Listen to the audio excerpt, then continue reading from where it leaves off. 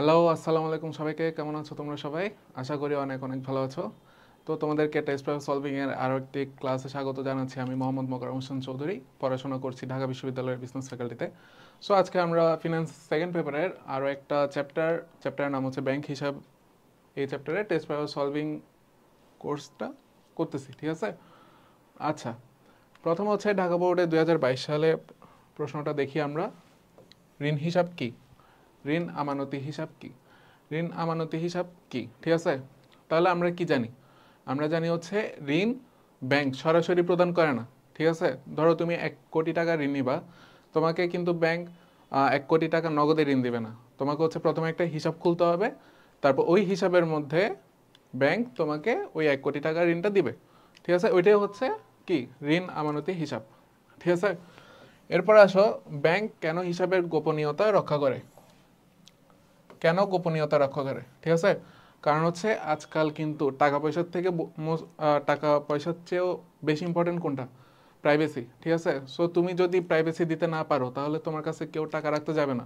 সেজন্য হচ্ছে ব্যাংক কি করে? ব্যাংক হচ্ছে প্রাইভেসির মধ্যে হচ্ছে সব থেকে বেশি ইম্পর্টেন্স দেয়। অর্থাৎ তোমার তথ্য, তুমি কেওয়াইসি ফর্ম ফিল আপ করে তুমি যে হিসাবটা খুলবা, সেই তথ্য তোমাকে অর্থাৎ তোমার সেই তথ্যগুলা কি ব্যাংক অন্য কাউকে দিবে না, ঠিক আছে? যাতে হচ্ছে তোমার ট্রাস্টটা ব্যাংকের উপর থাকে, তুমি যাতে ট্রাস্টের সাথে ব্যাংকের সাথে লেনদেন করতে পারো, এই উদ্দেশ্য হচ্ছে ওরা গোপনীয়তা রক্ষা করে।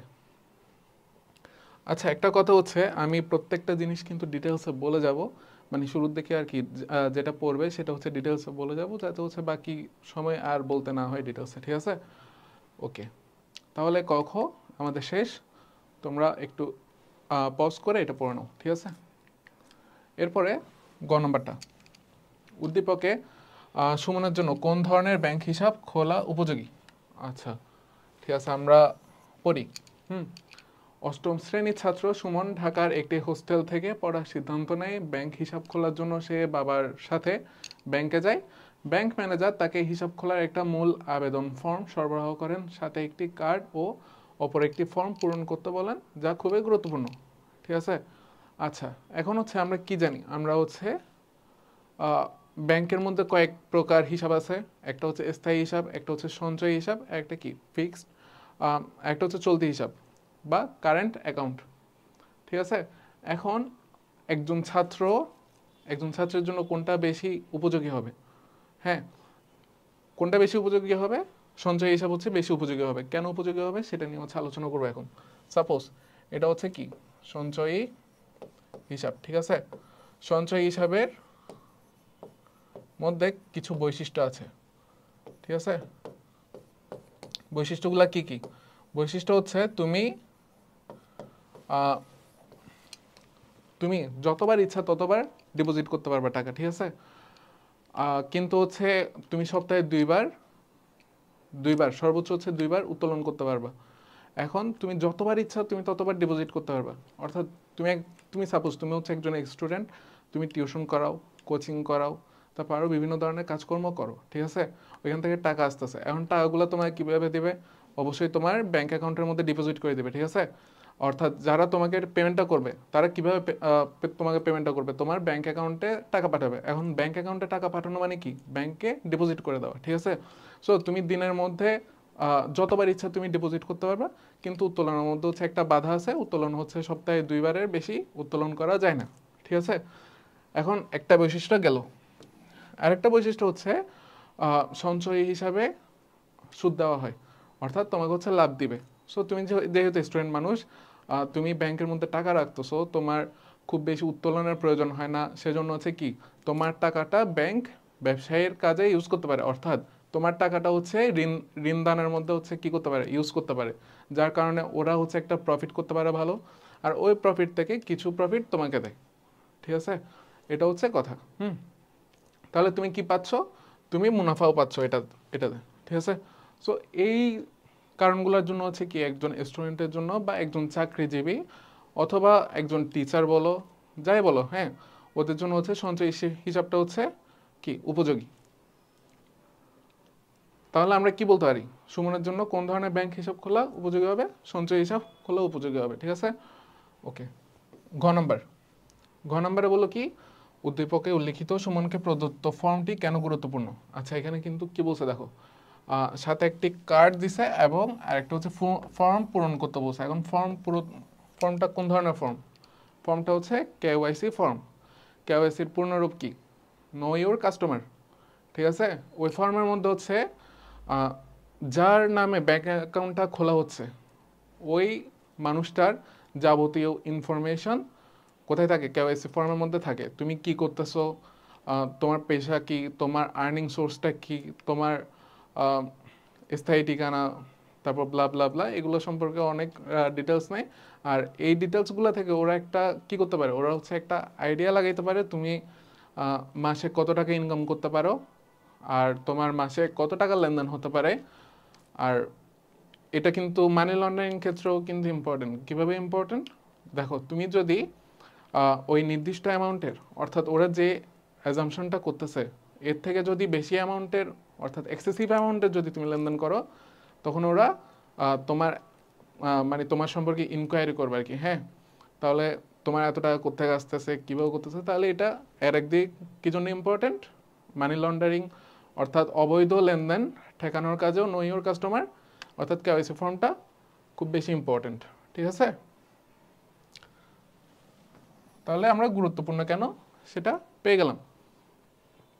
আচ্ছা, এখন দেখো, আমরা কিন্তু তোমাদের কাছে একটা পরামর্শ থাকবে। তোমাদের জন্য পরামর্শটা হলো, তোমরা প্রথম থেকে সিরিয়ালি ক্লাসগুলো দেখে যাবে, অর্থাৎ 1, 2, তারপর আজকে মেবি এটা চ্যাপ্টার 4। ঠিক আছে, সো এভাবে হচ্ছে সিরিয়ালি দেখে যাবে। কারণ হচ্ছে আমি প্রথম চ্যাপ্টার যখন পড়াচ্ছিলাম তখন কিন্তু এখানে বলে দিয়েছিলাম কীভাবে সুন্দরভাবে ডিটেলসে বলছিলাম তোমরা কীভাবে সৃজনশীল কোয়েশ্চেনগুলোর আনসার করবা।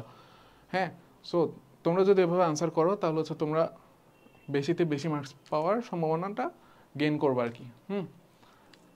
আর আমি হচ্ছে লাইন বাই লাইন পড়াই দিচ্ছি না তোমাদেরকে, যেহেতু তোমরা এখন ইন্টারে উঠে গেছো, সো তোমরা নিজেরাই বুঝবা। আমি জাস্ট মেইন ডিটেলসটা বলে দিছি।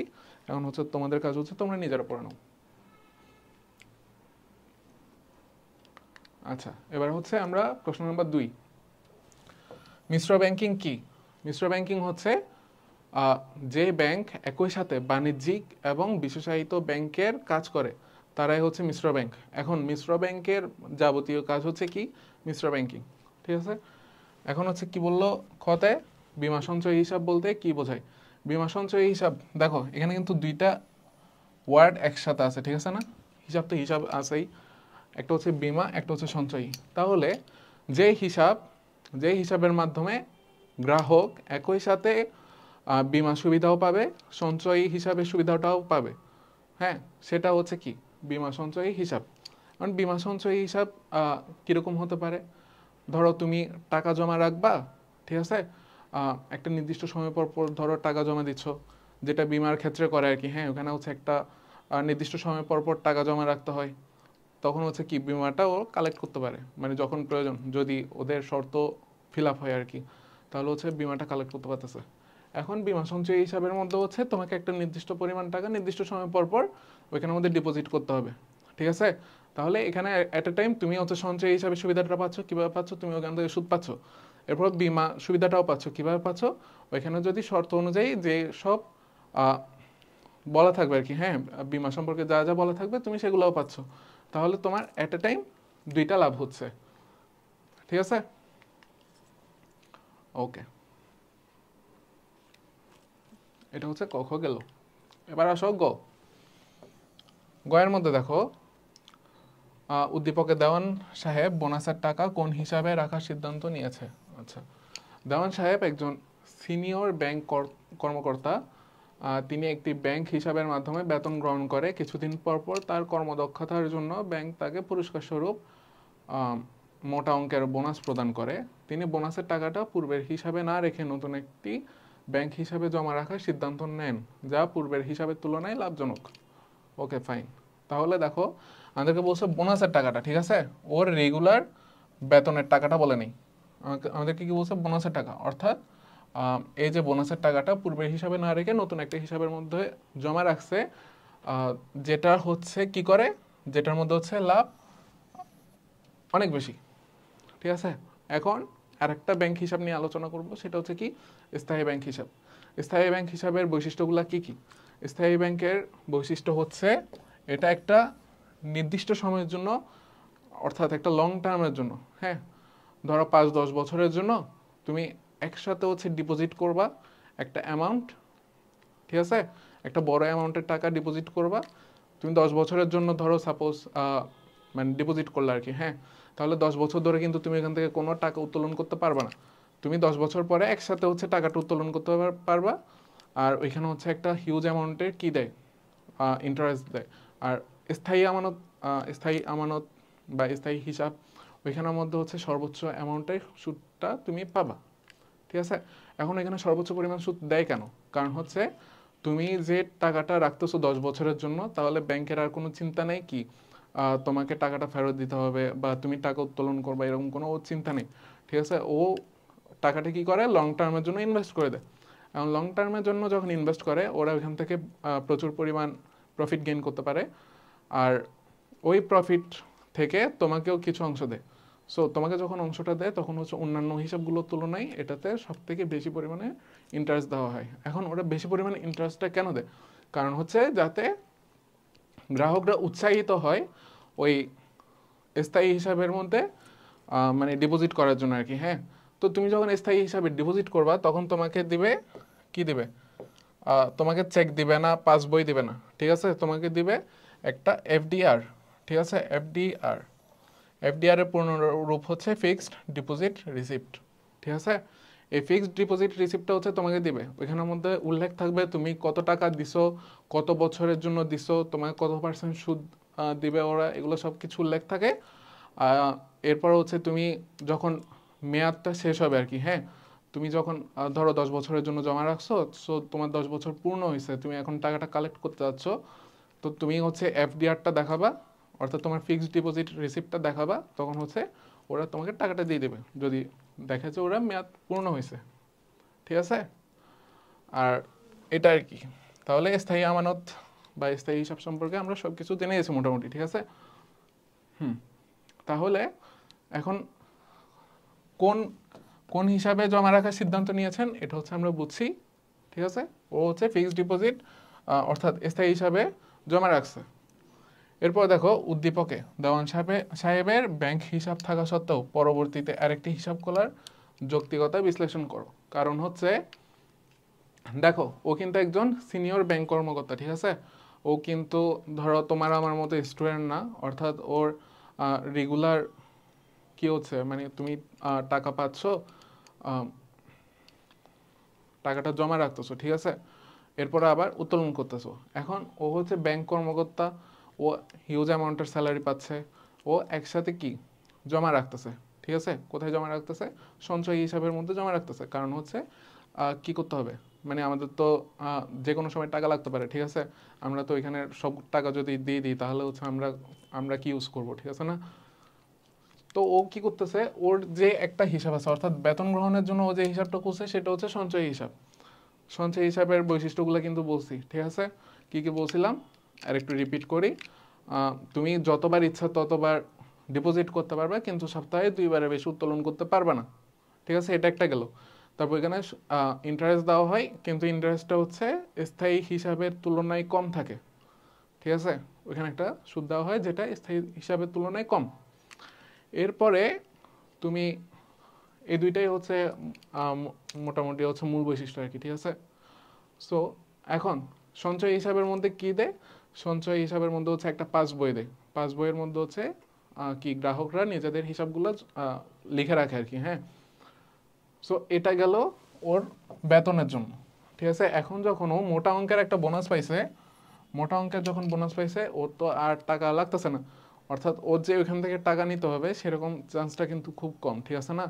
তো ও কি করবে, ও কি চাইবে? ও চাইবে যে হচ্ছে এটা হচ্ছে একটা লং টার্ম ডিপোজিট করুক, যেটা থেকে ও মানে সর্বোচ্চ পরিমাণ কি পাবে, সুদ পাবে বা মুনাফাটা গেইন করতে পারবে আর কি, হ্যাঁ।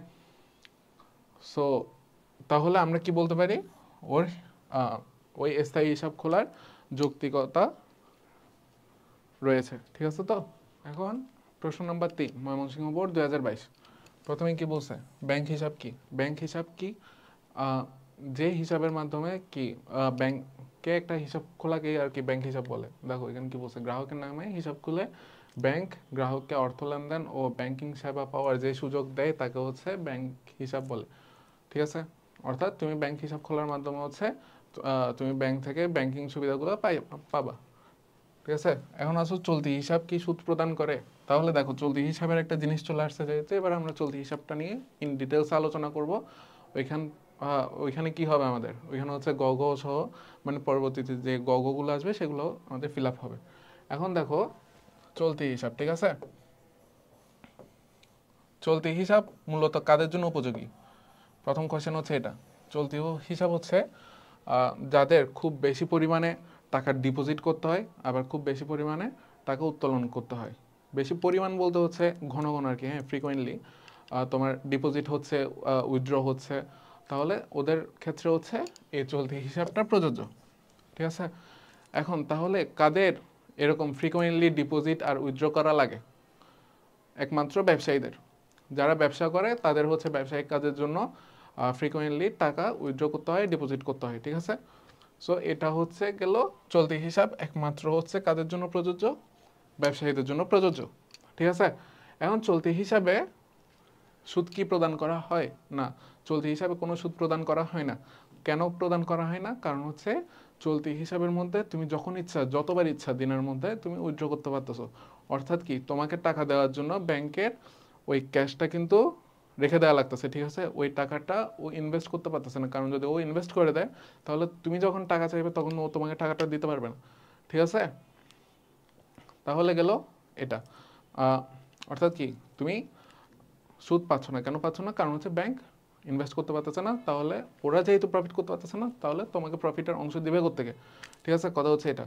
তাহলে চলতি হিসাবে কোনো সুদ নাই।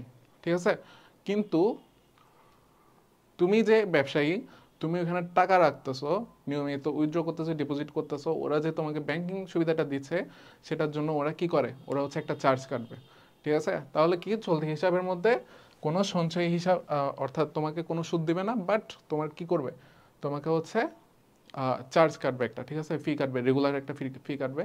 রেগুলার না, অর্থাৎ একটা নির্দিষ্ট সময় পর পর একটা ফি কাটে আর কি। হ্যাঁ, আবার চলতি হিসাবের মধ্যে কিন্তু একটা সুবিধা আছে, যেমন ধরো তুমি ক্রেডিট কার্ড পাবা, অর্থাৎ তোমাকে জমাতিরিক্ত লোনটা দিবে আর কি। হ্যাঁ, তুমি জমাতিরিক্ত উত্তোলনটা করতে পারবা। ঠিক আছে, সেটা হচ্ছে শুধুমাত্র চলতি হিসাবের মধ্যে প্রযোজ্য। অন্যান্য যে হিসাব আছে, অর্থাৎ সঞ্চয় হিসাব আর স্থায়ী হিসাবের মধ্যে কিন্তু এগুলো প্রযোজ্য না। এখন চলতি হিসাবের গ্রাহককে কি প্রদান করা হয়? চলতি হিসাবের গ্রাহকদেরকে প্রদান করা হয় চেকবুক। ঠিক আছে, সঞ্চয় হিসাবের গ্রাহকদেরকে কি প্রদান করা হয়? পাসবুক। ঠিক আছে, আর চলতি হিসাবের গ্রাহকদেরকে প্রদান করা হয় কি চেক বই। ঠিক আছে, এরপর যারা স্থায়ী হিসাব খুলে তাদেরকে কি দেওয়া হয়? এফডিআর বা ফিক্সড ডিপোজিট রিসিপ্ট। ওকে, তাহলে চলতি হিসাবে কি সুদ প্রদান করে? আমরা কি আনসার পাইছি? এবার আসো গতে। ব্যাংক ব্যবস্থাপক তামান্নাকে কোন হিসাব খোলার পরামর্শ দিল? ঠিক আছে, তাহলে হচ্ছে আমরা উদ্দীপকটা একটু দেখি। তামান্না এবছর রাজশাহী মেডিকেল কলেজে ভর্তি হয়েছে। টাকা পাঠানোর জন্য তার বাবা তাকে একটি ব্যাংক হিসাব খুলতে বলল। এজন্য সে একটি ব্যাংকের ব্যবস্থাপকের নিকট গেল এবং ব্যাংক ব্যবস্থাপক তাকে একটি হিসাব খোলার উপদেশ দিল যেটি তার জন্য উপযোগী। তাহলে কি দেখো তো, তামান্না হচ্ছে একজন হচ্ছে স্টুডেন্ট। তাহলে হচ্ছে স্টুডেন্টদের জন্য কোন হিসাব উপযোগী বলছিলাম আমরা? অবশ্যই সঞ্চয় হিসাব। কেন উপযোগী সেগুলো নিয়ে আলোচনা করছি, সো আর কিছু বলতেছি না ইন ডিটেলসে। ঠিক আছে, এরপর আসো ঘতে কি বলছে? উদ্দীপকের আলোকে ব্যাংক হিসাবটির গ্রহণযোগ্যতা সম্পর্কে তোমার মতামত বিশ্লেষণ করো। অর্থাৎ ও কেন এই ব্যাংক হিসাবটা নেবে, অর্থাৎ কি ও কেন সঞ্চয় হিসাব খুলবে। ঠিক আছে, দেখো কোন ব্যাংক হিসাব, ব্যাংক হিসাব খোলার উপদেশ দিল যেটি তার জন্য উপযোগী। তাহলে ওর জন্য উপযোগী কোনটা? ওর জন্য উপযোগী হচ্ছে সঞ্চয় হিসাব। তাহলে ওর সঞ্চয় হিসাব কেন উপযোগী সেটা হচ্ছে এখানে ব্যাখ্যা করবা, যেগুলো হচ্ছে আমি তোমাদেরকে কিছুক্ষণ আগে বলছি। ঠিক আছে, আর তোমরা হচ্ছে একটু পড়ে নাও। ঠিক আছে, তাহলে হচ্ছে ধরতে পারবা বিষয়গুলো। এবার আসো কেওয়াইসি কি। একটু আগে বললাম নো ইওর কাস্টমার। এখন হচ্ছে নমুনা স্বাক্ষর কার্ড বলতে কি বুঝো? নমুনা স্বাক্ষর কার্ড হচ্ছে তুমি যখন একটা ব্যাংকে হিসাব খুলতে যাবা তখন ওরা কিন্তু একটা কার্ডের মধ্যে তোমার কি সাইন নেবে। আর কার্ডের মধ্যে কি কি উল্লেখ থাকে, ধরো গ্রাহকের নাম উল্লেখ থাকে, ব্যাংক অ্যাকাউন্ট নাম্বারটা উল্লেখ থাকে, তারপর হচ্ছে তোমার স্বাক্ষর থাকে। তাও স্বাক্ষরটা একবার নেওয়া হয় না, মোটামুটি 5-6 বার মতো নেওয়া হয়, যাতে হচ্ছে তোমার স্বাক্ষরের কনসিস্টেন্সিটা যাতে ওরা ধরতে পারে আর কি। হ্যাঁ, আর কনসিস্টেন্সি কীভাবে ধরে, ওটা হচ্ছে কম্পিউটারের মাধ্যমে দিয়ে ওরা একটা কনসিস্টেন্সি মানে ডিটেক্ট করে। তো এখন নমুনা স্বাক্ষর কার্ড, এটা হচ্ছে নমুনা স্বাক্ষর কার্ড। এটা কেন ইউজ করা হয়, কারণ তুমি যখন পরবর্তীতে ওইখান থেকে চেক দিবা, অর্থাৎ তুমি যখন টাকা উইথড্র করতে পারবা, তখন হচ্ছে তোমার চেকের মধ্যে কি থাকে, তোমার সাইন থাকে। এখন তোমার সাইন ওইটা কি আসলেই তোমার, সেটা ওরা কেমনে বুঝবে? ওরা কি তোমার সাইন মুখস্থ করে রাখছে? মুখস্থ তো করে রাখেনি। তাহলে ওরা ম্যাচ করবে কিসের সাথে? ওই নমুনা স্বাক্ষর কার্ডের সাথে ম্যাচ করবে। ঠিক আছে, ওই নমুনা কার্ডের সাথে ম্যাচ করে ওরা দেখবে কি দেখবে, ওরা দেখবে যে হচ্ছে তোমার সাইনটা কি আসলেই কি তোমার নাকি নকল করা হয়েছে। তাহলে এখানের মধ্যে আমাদের এটার প্রয়োজনীয়তা কি বলতে পারি, এতে তোমার কি তোমার সাইন নকল করার যে প্রবণতা থাকে, অর্থাৎ সাইন নকল করে যে তোমার ব্যাংক থেকে টাকা তুলে ফেলবে, সেটার চান্স কিন্তু অনেক কমে যায়। ঠিক আছে, যেহেতু তোমার সাইন 6 বার নেই আর কি। হ্যাঁ, সো ওইগুলোর সাথে হচ্ছে মিলাই দেখা বারবার। আর এটা আর কি নমুনা স্বাক্ষর কার্ড। ঠিক আছে, এরপর আসো জনাব সাজিন তার ছেলের জন্য কোন ধরনের হিসাব খোলেন। ওকে, জনাব সাজিন একজন স্বল্প আয়ের লোক। তিনি তার স্ত্রীর নামে ব্যাংকে একটি হিসাব খুলতে চান। ব্যাংক ব্যবস্থাপক তার স্ত্রীর জন্য একটি তালাবদ্ধ কোটায় টাকা জমাতে বললেন। ওকে, অপরদিকে জনাব সাজিনের 10ম শ্রেণীতে পড়ুয়া ছেলের নামে অন্য একটি হিসাব খুলে দেন। তাহলে ও হচ্ছে একটা পড়ুয়া ছেলে, অর্থাৎ 10ম শ্রেণীতে পড়তেছে। তাহলে ও হচ্ছে একজন স্টুডেন্ট। আর স্টুডেন্টের জন্য কোন হিসাব উত্তম বলছিলাম, সেটা হচ্ছে সঞ্চয় হিসাব। ঠিক আছে, সঞ্চয় হিসাব কেন উত্তম সেটা হচ্ছে এখানে ব্যাখ্যা করে দেবা জাস্ট। তারপর আসো জনাব সাজিনের স্ত্রীর নামে ব্যাংক হিসাব ওকে, স্ত্রীর নামে কি ব্যাংক হিসাব খুলতে পারবেন? তাহলে দেখো, স্ত্রীর নামে কি ব্যাংক হিসাব খুলতে পারবেন? অবশ্যই খুলতে পারবে। তাহলে ব্যাংক হিসাব খুলতে কি কি লাগে? জাস্ট কিছু ডকুমেন্ট লাগে। ঠিক আছে, কি কি লাগে, যেমন ধরো নো ইওর কাস্টমার ফর্মটা ফিল আপ করা লাগে, তারপর হচ্ছে ছবি লাগে, তারপর কি লাগে, নিজেদের সাইন লাগে, তারপর হচ্ছে নমিনির সাইন লাগে। হ্যাঁ, তারপর হচ্ছে আর কিছু টাকা হচ্ছে ডিপোজিট করে হচ্ছে ব্যাংক হিসাব খুলতে হয়। তাহলে যে কোনো কেউ কি ব্যাংক হিসাবটা খুলতে পারবে। ব্যাংক হিসাব কারোর জন্য কি না, মানে রেস্ট্রিক্টেড না। ঠিক আছে, যে কোনো কেউ খুলতে পারবে। অর্থাৎ মানে যাদের মানে একটা নির্দিষ্ট সময় থাকে, অর্থাৎ মেবি 16 বছর বা 18 বছর এরকম কোনো একটা সময় থাকে, অর্থাৎ বয়স থাকে, ওই বয়সটা পূর্ণ হলে হচ্ছে নিজে নিজে হচ্ছে অ্যাকাউন্ট খুলতে পারে। ঠিক আছে, সো এটা হলো আনসার। এখন দেখো চেক কি। চেক হচ্ছে চেক সাধারণত কি, চেক হচ্ছে একটা বই। ঠিক আছে, এটা কে দেয়? এটা হচ্ছে ব্যাংক গ্রাহককে দেয়। কেন দেয়? কারণ হচ্ছে ওখানে চেকের মধ্যে তুমি যত টাকা উইথড্র করতে আসছো সেটা লিখে যাতে ব্যাংকে দাও, আর ব্যাংক যাতে ওইটা প্রুফ হিসেবে রাখতে পারে। এক হচ্ছে প্রুফ হিসেবে রাখবে, আর হচ্ছে কি তোমাকে ওই টাকাটা দিবে। ঠিক আছে, তাহলে এটা কি, এখানে কি কোনো শর্ত থাকে? এখানে কোনো শর্ত থাকে না। তাহলে এটা হচ্ছে একটা শর্তহীন নির্দেশনামা, অর্থাৎ গ্রাহক ব্যাংকে কি টাকা দিতে বলে উইদাউট এনি কন্ডিশন। এটা হচ্ছে চেক। ঠিক আছে, আর যদি শুদ্ধ ভাষায় বলি তাহলে হচ্ছে চেক হলো আমানতকারী কর্তৃক ব্যাংক থেকে অর্থ উত্তোলনের জন্য লিখিত শর্তহীন নির্দেশনামা। ঠিক আছে, ওকে। কেওয়াইসি ফর্ম কেন প্রয়োজন আমরা আলোচনা করছি। উদ্দীপকে মিস্টার রহমান কোন ধরনের ব্যাংক হিসাব পরিচালনা করতেন? ঠিক আছে, এখন মিস্টার রহমান হচ্ছে একজন চাকরিজীবী। তিনি লেনদেনের জন্য ব্যাংকে একটি হিসাব খোলেন। প্রয়োজনে এই হিসাব হতে মাঝে মাঝে তিনি টাকা উত্তোলন করতেন এবং কিছু সুদও এই হিসাবে জমা হতো। অবসরে যাওয়ার পর তিনি একটি ব্যবসা প্রতিষ্ঠান গড়ে তোলেন, কিন্তু ব্যবসায় লেনদেনের প্রয়োজনে বারবার চেকের মাধ্যমে এই হিসাব হতে টাকা তুলতে গেলে হিসাবে পর্যাপ্ত টাকা সত্ত্বেও ব্যাংক টাকা দিতে অস্বীকৃতি প্রকাশ করত। এই অসুবিধা দূর করার জন্য স্বাভাবিক লেনদেনের জন্য ব্যাংক কর্মকর্তা তাকে একটা নতুন হিসাব খোলার পরামর্শ দেন, যাতে তিনি দিনে যতবার খুশি টাকা জমা ও উত্তোলন করতে পারবে। ঠিক আছে, তাহলে কি বলছে, কোন ধরনের ব্যাংক হিসাব পরিচালনা করতেন, অর্থাৎ তিনি প্রাথমিকভাবে, অর্থাৎ শুরুর দিকে তিনি কোন ধরনের ব্যাংক হিসাব ইউজ করতো আর কি, হ্যাঁ, কোন ধরনের ব্যাংক অ্যাকাউন্টে ও ইউজ করতো, পরে গিয়ে অন্য একটা ব্যাংক অ্যাকাউন্ট খোলার ওকে পরামর্শ দিছে, ঠিক আছে। তো তাহলে কোন ধরনের ব্যাংক অ্যাকাউন্ট আমরা কি জানি, আমরা একটা কি পয়েন্ট পাইলাম হচ্ছে চাকরিজীবী। এখন চাকরিজীবীদের জন্য কোন ধরনের ব্যাংক অ্যাকাউন্ট উত্তম, সঞ্চয়ী হিসাব, ঠিক আছে।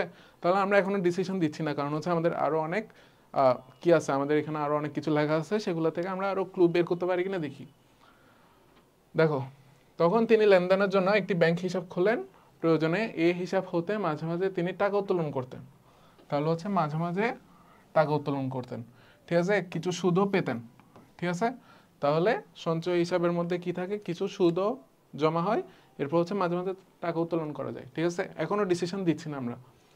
অবসরে যাওয়ার পর তিনি একটি ব্যবসায়ী প্রতিষ্ঠান গড়ে তোলেন, কিন্তু ব্যবসায়ী লেনদেনের প্রয়োজনে বারবার চেকের মাধ্যমে এই হিসাব হতে টাকা তুলতে গেলে হিসাবে পর্যাপ্ত টাকা থাকা সত্ত্বেও ব্যাংকে টাকা দিতে অস্বীকৃতি প্রকাশ করে।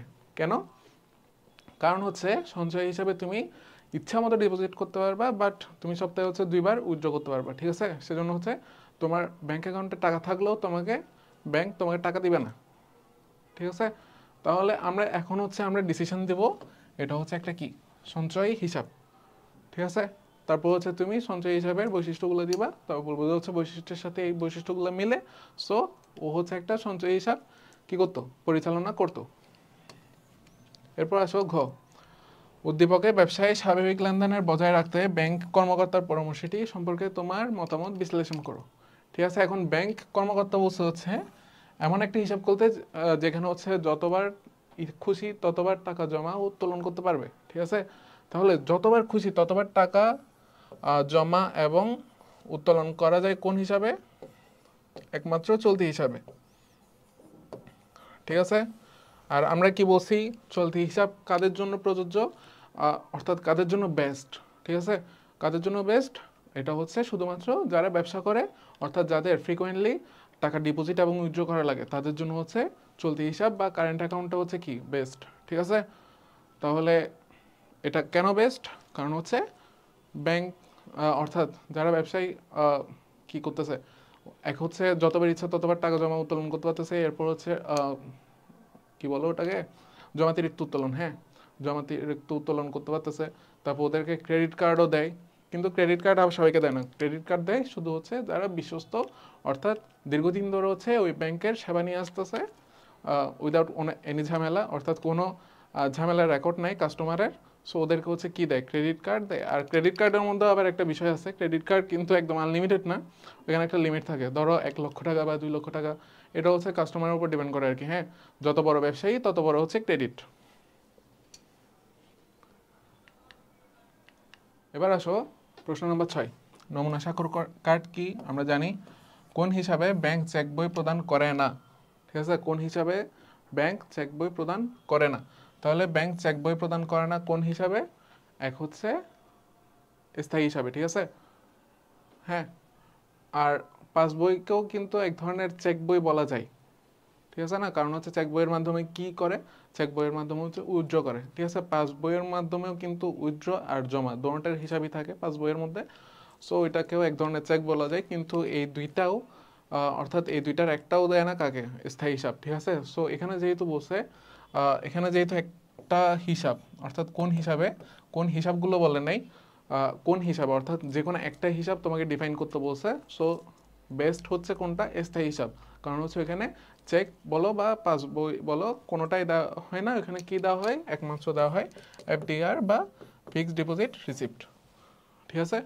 এরপর আসো গো, উদ্দীপকে উল্লিখিত ব্যাংক ম্যানেজার মিস্টার রাকিব হোসেনের ছেলেকে কোন হিসাব খোলার পরামর্শ দিল।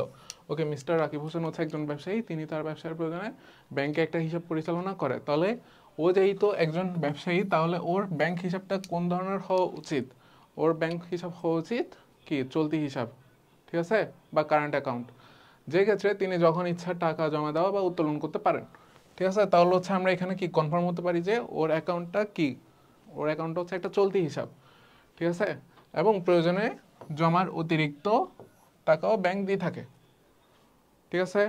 তাহলে আমরা আরও বেশি কনফার্ম হইলো, তাহলে এটা কি, এটা হচ্ছে চলতি হিসাব, আমরা আরও বেশি কনফার্ম হলাম, ঠিক আছে।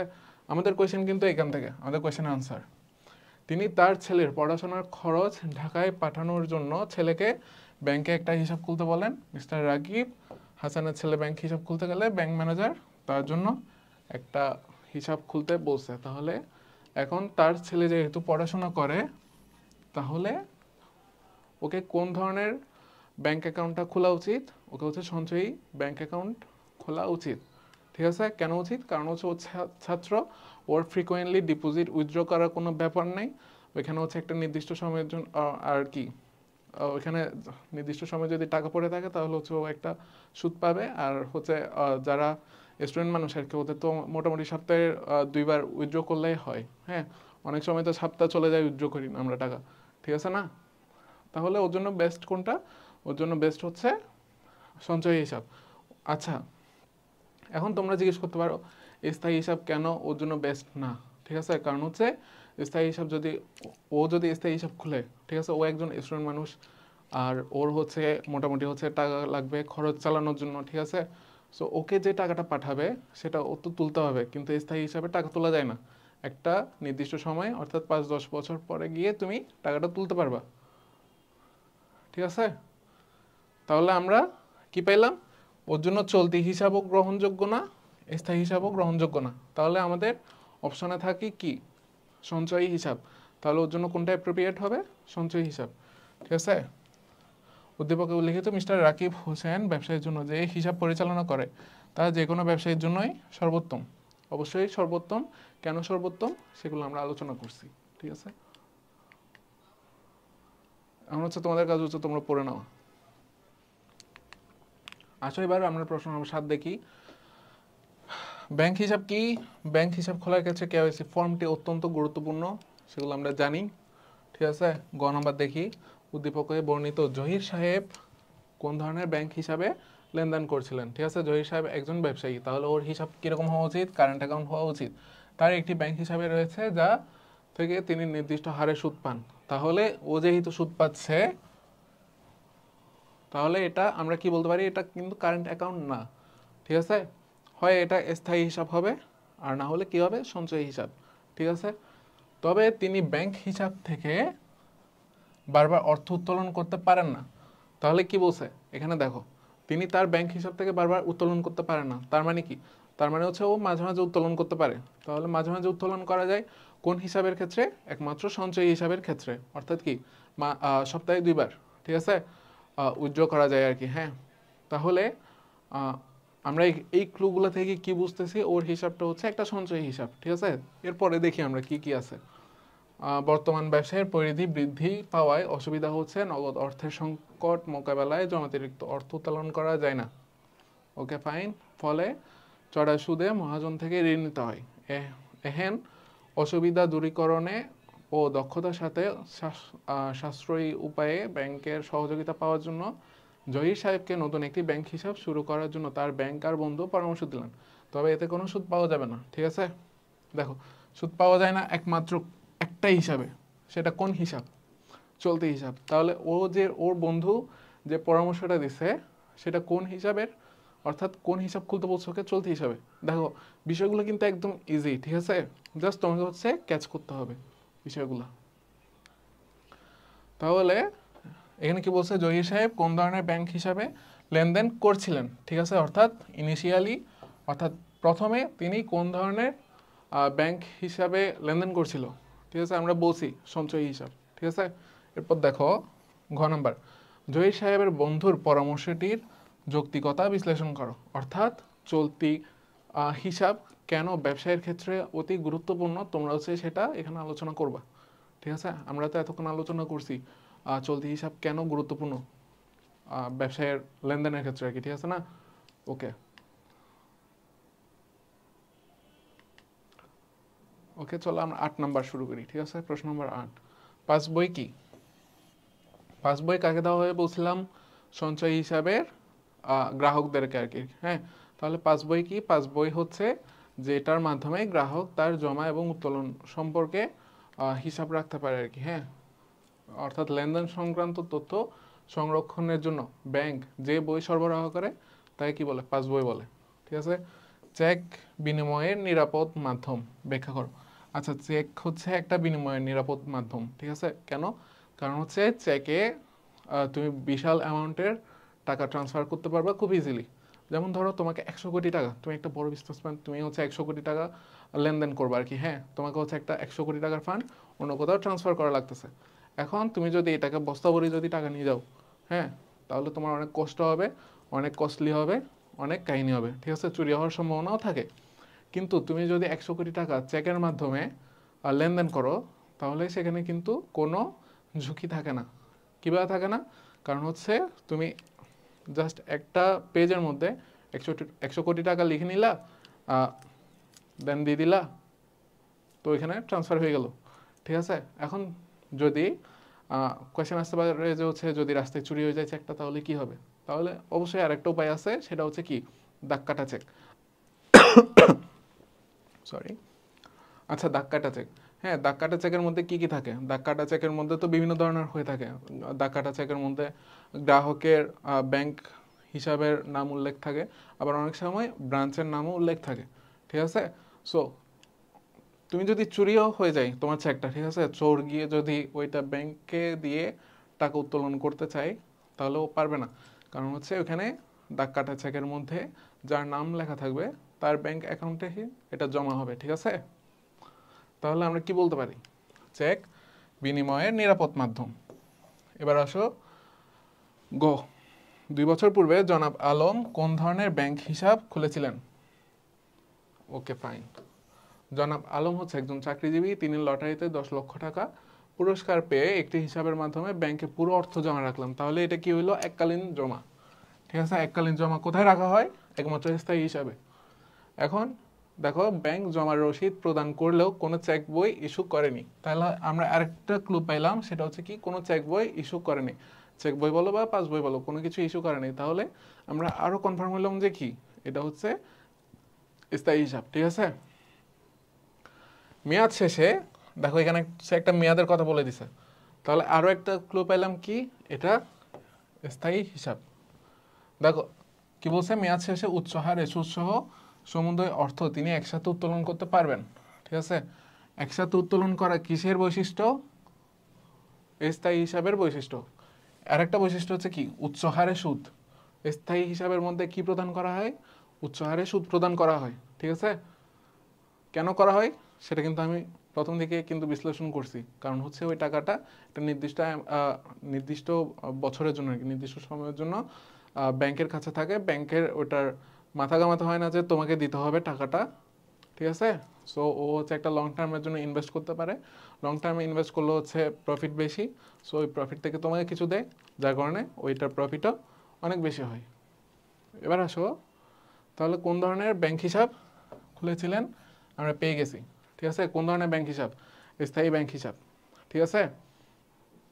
এরপর দেখো, জনাব আলম 2 বছর পূর্বে ব্যাংকে আরও একটি হিসাব খুলেছিলেন। ব্যাংক ওই সময় তাকে চেক বই দিয়েছিল, ঠিক আছে? আচ্ছা দাঁড়াও, হ্যাঁ, ঠিক আছে।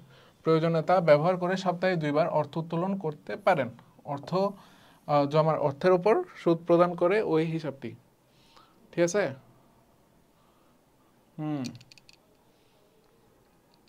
তাহলে এখন ঘ নম্বরের মধ্যে আমাদের একটু বলছে, নিয়মিত লেনদেনের সুবিধার্থে জনাব আলমের কোন হিসাবটি উত্তম? আচ্ছা, এখানে কিন্তু দেখো 2 বছর পূর্বের কথা বলছে, ঠিক আছে? আমরা তো প্রথমটা বের করছিলাম, আমরা তো বর্তমানেরটা বের করছি।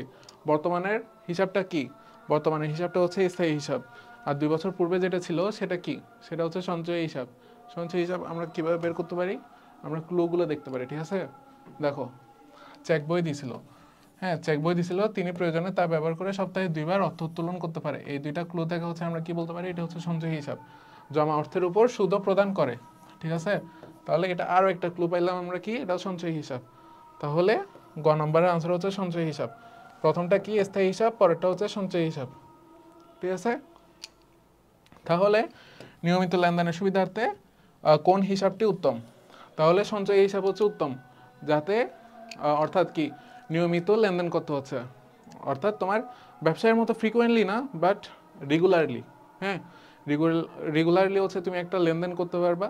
আর এটার জন্য উত্তম হচ্ছে কি সঞ্চয় হিসাব, কারণ হচ্ছে ফিক্সড ডিপোজিট করে ফেললে তুমি এখান থেকে টাকা লেনদেন করতে পারবে না, ঠিক আছে না?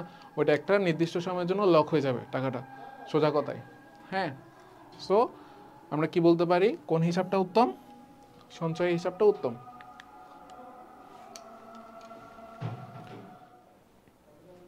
আচ্ছা, এবার আসো 9 নম্বর প্রশ্নটা দেখি। প্রথমে কি বলছে আমাদেরকে, ডিপিএস কি? ডিপিএস শব্দের অর্থ হচ্ছে ডিপোজিট পেনশন স্কিম, ঠিক আছে? এখন ডিপোজিট পেনশন স্কিমটা কিভাবে কাজ করে, ঠিক আছে, সেটা নিয়ে একটু আলোচনা করি। যদিও এটা 1 নম্বরের, এখানে এত কিছু লিখতে হবে না, তুমি জাস্ট ডিপিএস মানে হচ্ছে ডিপোজিট পেনশন স্কিম, এটা লিখে দিলে হবে, ঠিক আছে? কারণ ডিপিএসটা কি জিনিস?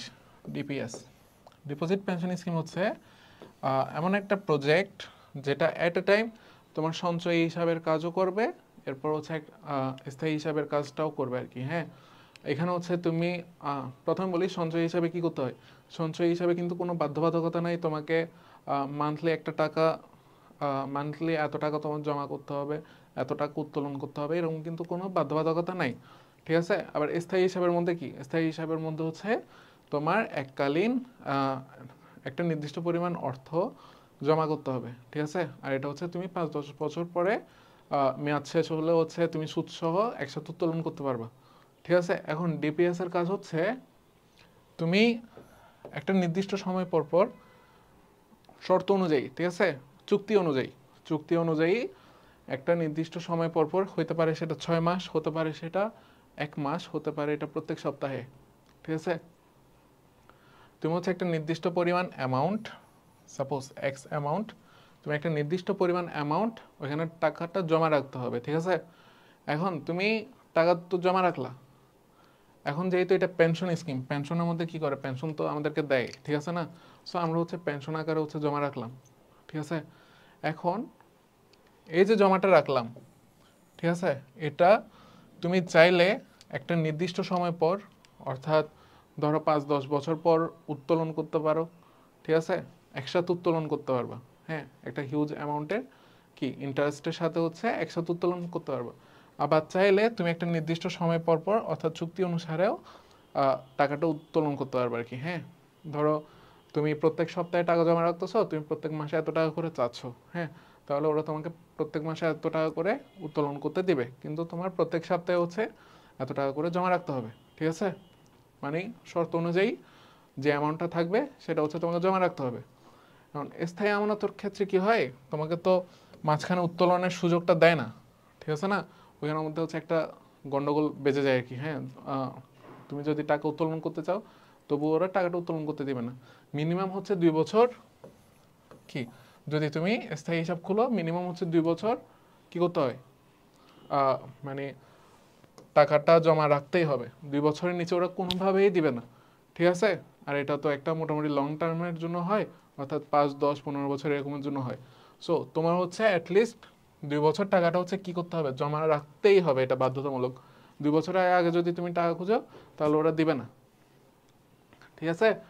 এখন ধরো তুমি 5 বছরের জন্য চুক্তি করছো, কোথায়, স্থায়ী হিসাবের মধ্যে হচ্ছে 5 বছরের জন্য চুক্তি চুক্তি করছো, কথার কথা, ঠিক আছে? তুমি এখন 2 বছর তো পার হলো, ঠিক আছে? তুমি ধরো তৃতীয় বছরে গিয়ে তোমার টাকা লাগতেছে, তুমি এফডিআরটা ভেঙে ফেলতে যাচ্ছ। হুম, ওই ক্ষেত্রে তুমি ভাঙতে পারবা 3 বছরে গিয়ে, কিন্তু সেখানে একটা প্রবলেম হচ্ছে, ওরা ওইখান থেকে ফাইন কাটবে, যেহেতু চুক্তি ভঙ্গ হচ্ছে, সেজন্য হচ্ছে কি হবে, ওরা হচ্ছে একটা ফাইন কাটবে, কারণ চুক্তি হয়েছিল 5 বছরের জন্য, তুমি 3 বছরে এসে টাকা খুঁজতেছো ইমার্জেন্সি। হ্যাঁ, তো ওরা হচ্ছে ওইখান থেকে কিছু টাকা কেটে রেখে দেবে। তুমি 5 লক্ষ টাকা রাখছো, ওরা দিল সাপোজ 4,80,000 টাকা, এরকম কিছু একটা দিবে আর কি। হ্যাঁ, সো এখানে তো তোমার প্রফিট হচ্ছেই না, উল্টা হচ্ছে লস হচ্ছে, ঠিক আছে? সো আর এখানে ডিপিএস এর মধ্যে কি হচ্ছে, ডিপিএস এর মধ্যে হচ্ছে একটা নির্দিষ্ট সময় পর পর তুমি টাকা রাখবা, টাকা জমা দিবা, আবার নির্দিষ্ট সময় পর পর টাকা উত্তোলনও করতে পারবা, কিন্তু বোথ, অর্থাৎ দুইটাই হবে কি নির্দিষ্ট অ্যামাউন্ট, যেটা চুক্তিপত্রের মধ্যে কি উল্লেখ থাকবে। ওকে, তাহলে খ নম্বর গেল। গ নম্বর, উদ্দীপকের রাজন সাহেব জনাব সৈকতকে কোন ধরনের ব্যাংক হিসাব খুলতে অনুরোধ করেছিলেন? ওকে, দেখি আমরা। রাজন সাহেব জনাব সৈকতকে কোন ধরনের ব্যাংক হিসাব খুলতে অনুরোধ করেছেন? জনাব সৈকত একজন অবসরপ্রাপ্ত অধ্যাপক, তার হাতে বর্তমানে 5 লক্ষ টাকা রয়েছে, তিনি এই অর্থ ব্যাংকে জমা রাখতে ইচ্ছুক। তার বন্ধু রাজন তাকে এমন একটি হিসাব খুলতে বলছে যার মুনাফার হার হচ্ছে সর্বোচ্চ। আচ্ছা, এই একটা ক্লু দিয়ে কিন্তু আমরা মোটামুটি 80% ডিসিশনে চলে যেতে পারি যে হচ্ছে এটা স্থায়ী হিসাব। ঠিক আছে, কারণ হচ্ছে স্থায়ী হিসাবে কি করে, সর্বোচ্চ সুদ প্রদান করে। ঠিক আছে, এবং বারবার টাকা দেওয়ার ঝামেলা নাই। তাহলে এটা কি, এটা হচ্ছে একটা স্থায়ী হিসাব, বারবার টাকা জমা দিতে হবে না, অর্থাৎ ডিপিএস এর মতো ঝামেলা নেই। তোমাকে একটা নির্দিষ্ট সময় পর পর এত টাকা করে জমা দিতেই হবে, ওরকম কোনো ঝামেলা নেই। তবে একটাই ঝামেলা, সেটা হচ্ছে কি নির্দিষ্ট মেয়াদের পূর্বে জমাকৃত অর্থ উত্তোলন করা যাবে না। অবশেষে সৈকত সাহেব এমন একটা হিসাব খোলেন যেখান থেকে তিনি সপ্তাহে 2 বার পর্যন্ত নির্দিষ্ট পরিমাণ অর্থ উত্তোলন করতে পারবেন, এছাড়াও মুনাফা পাওয়া যাবে। তাহলে এটা কোন ধরনের হিসাব? এটা হচ্ছে সঞ্চয় হিসাব, আর প্রথমটা ছিল স্থায়ী হিসাব। ঠিক আছে, তাহলে কোন ধরনের হিসাব খুলতে অনুরোধ করছে? স্থায়ী হিসাব। দেখো এবার, জনাব সৈকত যে ধরনের ব্যাংক হিসাব খুলেন উদ্দীপকের আলোকে তার যৌক্তিকতা বিশ্লেষণ করো। এখন যৌক্তিকতা হচ্ছে, ও যে অ্যাকাউন্টটা খুলছে সেটা হচ্ছে সঞ্চয় হিসাব, তাহলে ওর কি করতে পারবে এখান থেকে? ওর হচ্ছে, ও যেহেতু একজন অধ্যাপক, তাও আবার অবসরপ্রাপ্ত, ও কোনো অর্থাৎ ওর কিন্তু একটা রেগুলার একটা এক্সপেন্সের ব্যাপার আছে। ঠিক আছে না? সো ওর কি, ওর হচ্ছে একটা রেগুলার টাকা উইথড্র করা লাগবেই। সো এখন টাকা যখন উইথড্র করা লাগতেছে, তাহলে ওর ব্যবসায়ীদের মতো ফ্রিকোয়েন্টলি টাকা তো উত্তোলন করতে হচ্ছে না আর কি। হ্যাঁ, ওর হচ্ছে 2 বার, ধরো ও 2 বারে ওর পোষায় যাচ্ছে, ওর সপ্তাহের মধ্যে 2 বার টাকা উত্তোলন করলে ওর পোষায় যাচ্ছে। ঠিক আছে, তাহলে আমরা কি বলতে পারি, ওর জন্য সঞ্চয় হিসাবটা কিন্তু পারফেক্ট। ঠিক আছে না? কারণ হচ্ছে ওর কি একটা রেগুলার এক্সপেন্সের ব্যাপার আছে। যদি ফিক্সড ডিপোজিট অর্থাৎ এফডিআর খুলে, অর্থাৎ স্থায়ী হিসাব খুলে, তাহলে ও কিন্তু টাকা উত্তোলন করতে পারবে না, তাহলে ও এক্সপেন্সটা করতে পারবে। ঠিক আছে, তাহলে ওর যেহেতু এক্সপেন্সের প্রয়োজন, তাহলে আমরা কি বলতে পারি, ওর ডিসিশনটা বেটার ছিল। ঠিক আছে না? আচ্ছা, এবার হচ্ছে আমরা প্রশ্ন নম্বর 10 শুরু করব। ব্যাংক হিসাব বিবরণী কি? ব্যাংক হিসাব বিবরণী হচ্ছে এমন একটা বিবরণী যেটার মাধ্যমে ব্যাংক কি গ্রাহককে ওর ব্যাংক হিসাব সম্পর্কে তথ্য জানায় আর কি। হ্যাঁ, দেখো, ব্যাংক তার গ্রাহককে লেনদেন সংক্রান্ত তথ্য জানাতে যে বিবরণী ব্যবহার করে তাকে হচ্ছে ব্যাংক হিসাব বিবরণী বলে। এবার আসো, সঞ্চয় হিসাব ও চলতি হিসাব থেকে পৃথক কেন, সেগুলো নিয়ে আমরা আলোচনা করছি, সো আর বলতেছি না। গ হচ্ছে উদ্দীপকের জনাব মনির কোন ধরনের হিসাব খোলেন ব্যাখ্যা করো। জনাব মনির একজন হচ্ছে চাকরিজীবী, তিনি ভবিষ্যতের কথা চিন্তা করে ব্যাংকে একটি হিসাব খুলে প্রতি মাসে কিছু টাকা জমা রাখেন। এই হিসাব হতে তিনি মুনাফাও পেয়ে থাকেন, মাঝে মাঝে টাকার প্রয়োজন হলে তিনি ব্যাংকের হিসাব থেকে টাকা উত্তোলন করেন। এবার তিনি জাতীয় ক্রীড়া সংস্থার লটারি কিনে সৌভাগ্যক্রমে 10 লক্ষ টাকা পেলেন। এখন তিনি ভাবছেন আপাতত সম্পূর্ণ টাকা এককালীন ব্যাংকে একটি বেশি আয়ের হিসাব খুলে তাতে জমা রাখবেন। ঠিক আছে, তাহলে কি দেখো তো, এখানে হচ্ছে প্রতি মাসে কিছু টাকা জমা রাখতেছে, আবার মুনাফাও পাচ্ছে। যেহেতু প্রতি মাসে টাকা জমা রাখতেছে, তাহলে এটা কোন ধরনের হিসাব? এটা হচ্ছে একটা সঞ্চয় হিসাব। ঠিক আছে, কারণ হচ্ছে একজন চাকরিজীবীর জন্য কোন হিসাবটা পারফেক্ট? একজন চাকরিজীবীর জন্য হচ্ছে সঞ্চয় হিসাবটা পারফেক্ট। ঠিক আছে, ওকে। তাহলে এই হিসাবের মধ্যে আমরা কি জানি? এই হিসাবের মধ্যে হচ্ছে যতবার ইচ্ছা ততবার ডিপোজিট করা যায়, বাট উইথড্র করা যায় হচ্ছে সপ্তাহে মাত্র 2 বার। ওকে, আচ্ছা, তাহলে হচ্ছে গ নম্বর গেল। এবার ঘ নম্বর দেখো। ঘ নম্বর হচ্ছে জনাব মনির লটারির টাকা ব্যাংকের কোন হিসাবে রাখার বিষয়ে ভাবছেন। ঠিক আছে, এখন হচ্ছে ও কোন ও যে 10 লক্ষ টাকাটা পাইছে ও কোন হিসাবে রাখবে। দেখো, এককালীন কিন্তু বলছে। ঠিক আছে, ও হচ্ছে এককালীন ডিপোজিট করবে। ঠিক আছে না? আর এখানে কি বলছে? উচ্চ সুদের হারে, অর্থাৎ বেশি আয়ের হিসাব খুলতে চাচ্ছেন। তাহলে এটা কোন ধরনের হিসাব হয়? এটা হয় স্থায়ী হিসাব, কারণ হচ্ছে স্থায়ী হিসাবের মধ্যে এককালীন ডিপোজিট করে দিতে হয়, আর এটা হয় ফিক্সড ডিপোজিট, অর্থাৎ নির্দিষ্ট সময়, অর্থাৎ 10 বছর বা 5 বছরের জন্য হচ্ছে ও ওইখান থেকে কোনো টাকা উইথড্র করতে পারবে না। যদি উইথড্র করে তাহলে হচ্ছে ওরা ফাইন কাটবে। আর কি হয়, আর এখানে হচ্ছে অনেক বেশি পরিমাণে সুদ দেওয়া হয়। ঠিক আছে, তাহলে হচ্ছে আমরা সব কিছু বুঝলাম। ওকে, ইজি ব্যাপার স্যাপার। এখন আসো প্রশ্ন নম্বর 11, নমুনা স্বাক্ষর কার্ড কি? ঠিক আছে, আমরা আলোচনা করছি চলতি ব্যাংক হিসাবে। ওকে, চলতি ব্যাংক হিসাব কিভাবে বন্ধ করতে হয়?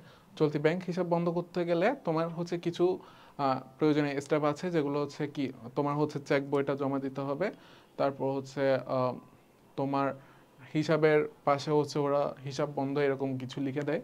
দেখো এখানে দেখি আমরা কি করি, আমরা কি পাই। পাসবই ও অব্যবহৃত চেক ফর্ম সমর্পণ করে সাদা কাগজে হচ্ছে আবেদন করতে হবে, অর্থাৎ অ্যাপ্লিকেশন করতে হবে, ঠিক আছে। গ্রাহক চলতি হিসাব বন্ধের আবেদন করার পর ব্যাংক কর্তৃপক্ষ গ্রাহকের হিসাব বন্ধের পদক্ষেপ গ্রহণ করে। এক্ষেত্রে হিসাব বন্ধ সংক্রান্ত খরচ বাদ দিয়ে, অর্থাৎ হিসাব বন্ধ করতে গেলেও তোমার একটা ফি দেওয়া লাগবে, হ্যাঁ, ওই ফিটা হচ্ছে ওরা কেটে তোমাকে হচ্ছে বাকি টাকাগুলো ফেরত দেবে। তোমার চলতি হিসাবে যে টাকাগুলো আছে টাকা ফেরত দেওয়ার পরপরই ব্যাংকের খতিয়ানে হিসাব গ্রহীতার নাম কেটে দেওয়া হয়। এক্ষেত্রে তার নামের পাশে হিসাব বন্ধ কথাটি লিখে রাখা হয়, ঠিক আছে। ওকে, উদ্দীপকে জনাব সিফাত কোন ব্যাংক হিসাবের মাধ্যমে বেতন ভাতা পেয়ে থাকেন? মোটামুটি সঞ্চয় হিসাব হওয়ার কথা। দেখি, জনাব সিফাত একজন চাকরিজীবী, তিনি বেতন ভাতা ব্যাংক হিসাবের মাধ্যমে পেয়ে থাকেন। তিনি তার ব্যাংক হিসাবে দৈনিক ব্যাংকিং কর্মঘণ্টায় যতবার ইচ্ছা টাকা জমা দিতে পারেন, কিন্তু সপ্তাহে 2বার টাকা উত্তোলন করতে পারেন। তাহলে হচ্ছে এটা কোন ধরনের হিসাব? সঞ্চয়ী হিসাব, ঠিক আছে, যেটা গ্যাস করছিলাম সেটাই। ওকে, আচ্ছা, তিনি তার ভবিষ্যতে আর্থিক নিরাপত্তা নিয়ে খুব চিন্তিত। তার ব্যাংকার ভাই তাকে 12 বছর মেয়াদী একটি স্কিম খোলার পরামর্শ দিলেন, যেটাতে প্রতি মাসে 5,000 টাকা করে জমা রাখতে হবে, ঠিক আছে। তাহলে প্রতি মাসে 5,000 টাকা করে জমা রাখতে হবে। তাহলে এটা কোন ধরনের হিসাব? এটা হচ্ছে ডিপোজিট পেনশন স্কিম। আমরা যদি এটা ফিনান্স ফার্স্ট পেপারের সাথে মিলাতে যাই তাহলে সেটাকে কি বলা যায়? সেটা হচ্ছে একটা অ্যানুইটি। যেহেতু প্রত্যেক মাসে একই পরিমাণ অর্থ তোমাকে জমা রাখতে হচ্ছে, তাহলে এটা কি? এটা হচ্ছে একটা অ্যানুইটি, ঠিক আছে না? এখন ডিপিএস সম্পর্কেও তো আলোচনা করা শেষ। ওকে, আচ্ছা, স্থায়ী হিসাবে তোমাকে একটা বিষয় বলতে ভুলে গেছিলাম আর কি। হ্যাঁ, স্থায়ী হিসাবে অনেক বেশি মুনাফা দেওয়ার আরেকটা রিজন হইতে পারে, সেটা হচ্ছে ওদের কি, ওদের মানে ওদের হচ্ছে তোমার হিসাবটা রাখতে খরচ, যেটা খরচ হয় সেটা হচ্ছে কম হয় আর কি। হ্যাঁ, কারণ হচ্ছে দেখো, তুমি যখন একটা নির্দিষ্ট পরিমাণ অর্থ একটা নির্দিষ্ট সময়ের জন্য একটা এক্স অ্যামাউন্টের অর্থ এন সময়ের, অর্থাৎ একটা নির্দিষ্ট সময়ের অর্থ যখন একটা নির্দিষ্ট একটা নির্দিষ্ট পরিমাণ অর্থ যখন একটা নির্দিষ্ট সময়ের জন্য ডিপোজিট করবা, মাঝখানে যখন কোনো লেনদেন হবে না, তখন কিন্তু তোমার হিসাবটা করতে কিন্তু সহজ। তাহলে ওদের কি, ওদের কস্টটা কমতেছে। এক হচ্ছে কস্ট কমতেছে, আর এক হচ্ছে কি, টাইমটাও বেঁচে যাচ্ছে, ঠিক আছে। তাহলে এদিকে হচ্ছে ওদের একটা সুবিধা। কিন্তু তুমি যখন চলতি হিসাব বা সঞ্চয়ী হিসাব করতে যাবা, ওকে, ধরো চলতি হিসাব বা সঞ্চয় হিসাবের ক্ষেত্রে আর কি, হ্যাঁ, তুমি ধরো 2 দিন পর পর টাকা উত্তোলন করতেছো, আবার টাকা 2 দিন পর পর জমা দিচ্ছ।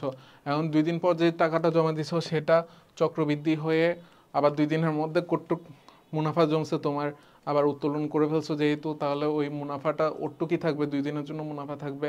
তুমি আবার 2 দিন পরে আবার আরেক অ্যামাউন্টের টাকা জমা করছো, ওইটার জন্য আবার চক্রবৃদ্ধি হার একটা সুদ কাউন্ট করবে, ওইটা আবার 5 দিন পরে তুলে ফেলছো, তাহলে ওইটা হচ্ছে 3 দিনের জন্য থাকবে, ঠিক আছে না? সুদটা থাকতেছে কয়দিনের জন্য? 3 দিনের জন্য। তাহলে এটা হচ্ছে অনেক কমপ্লেক্স একটা সিস্টেমে চলে যাচ্ছে। তাহলে ওইখানে কি, ওইখানে হচ্ছে কস্টটা বেশি, ঠিক আছে। তুমি মনিটারি কস্ট বলো বা টাইম কস্ট বলো, দুইটাই কিন্তু বেশি, কিন্তু স্থায়ী হিসাবের মধ্যে কিন্তু ওটা নাই, ঠিক আছে। যার কারণে আর কি, মানে স্থায়ী হিসাবের মধ্যে হচ্ছে ব্যাংকের লাভই লাভ, অর্থাৎ চারিদিকে লাভ, ঠিক আছে। সেজন্য ওরাও তোমাকে লাভটা বাড়াই দেয়। ওকে, তাহলে আমাদের 11 নম্বরও শেষ, ঠিক আছে। এখন হচ্ছে 11 নম্বরের কোয়েশ্চেনগুলো হচ্ছে তোমরা আনসারটা দেখে নাও।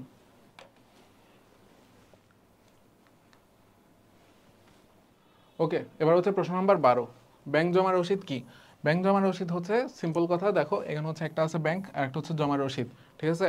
যে রসিদের মাধ্যমে তুমি ব্যাংকের মধ্যে টাকাটা জমা দিবা সেটা হচ্ছে একটা ব্যাংক রসিদ, আর রসিদটা কি? এটা হচ্ছে এক ধরনের বই, সিম্পল কথা, ঠিক আছে।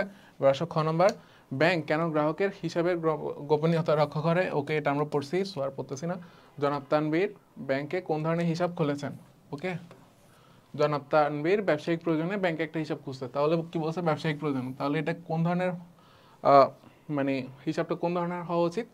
সেটা হচ্ছে চলতি হিসাব হওয়া উচিত, ঠিক আছে। হিসাব খোলার জন্য তাকে সাধারণ আবেদন ফর্মের সাথে বিশেষ তথ্য সম্বলিত আরেকটি ফর্ম, অর্থাৎ কেওয়াইসি ফর্ম, দেখো বিশেষ ফর্ম বলছে কিন্তু, ঠিক আছে না, বিশেষ তথ্য সম্বলিত ফর্ম বাধ্যতামূলকভাবে পূরণ করতে হয়, এটা হচ্ছে অবশ্যই কেওয়াইসি ফর্ম, আর কোনো ফর্ম তো নাই।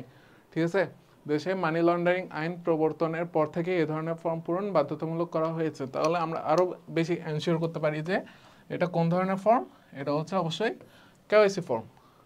তারপর দেখো, জনাব তানবীর এমন একটি হিসাব খোলেন যেখানে দিনে যতবার ইচ্ছা ততবার টাকা জমা দেওয়া ও উত্তোলন করতে পারবেন। তাহলে এটা কোন ধরনের হিসাব, এটা অবশ্যই চলতি হিসাব বা কারেন্ট অ্যাকাউন্ট বলতে পারো তুমি। ঠিক আছে, প্রয়োজনে জমাতিরিক্ত ঋণ গ্রহণ করতে পারবেন। ঠিক আছে, তাহলে এটা কোন ধরনের হিসাব পেলাম, চলতি হিসাব পেলাম। ঠিক আছে, এবং ঘ নম্বর দেখো, ঘ নম্বর হচ্ছে বিশেষ তথ্য সম্বলিত ফর্মটি জালিয়াতি ও অবৈধ লেনদেন রোধে কার্যকর ভূমিকা রাখবে। ঠিক আছে, কেওয়াইসি ফর্ম সম্পর্কে কিন্তু একদম প্রথম দিকে আলোচনা করছি, কেওয়াইসি ফর্ম কেন গুরুত্বপূর্ণ, মানি লন্ডারিং এরটাও কিন্তু আমি আলোচনা করছি। হ্যাঁ, তোমরা খেয়াল করছো নাকি জানি না, যদি খেয়াল না করো তাহলে হচ্ছে ব্যাকে যাও, রিপিট মানে পুনরায় প্লে করো আর কি। ঠিক আছে, তাহলে হচ্ছে পারবা তোমরা।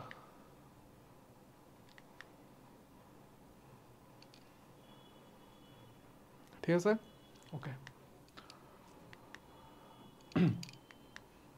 তাহলে আমাদের ব্যাংক হিসাবের চ্যাপ্টারটা হচ্ছে এতটুকু দিয়ে ক্লোজ আর কি। হ্যাঁ, আমাদের আর কোনো আর কোনো কোয়েশ্চেন নাই, আর যা ছিল সবগুলো আলোচনা করছি। এখন হচ্ছে তোমরা তোমাদের কাজ হচ্ছে বেশি বেশি প্র্যাকটিস করা, যেটা হচ্ছে আমি প্রত্যেকটা ভিডিওতে বলি। সো আর কিছু বেশি কিছু বলতেছি না, দেখা হবে পরবর্তী ভিডিওতে।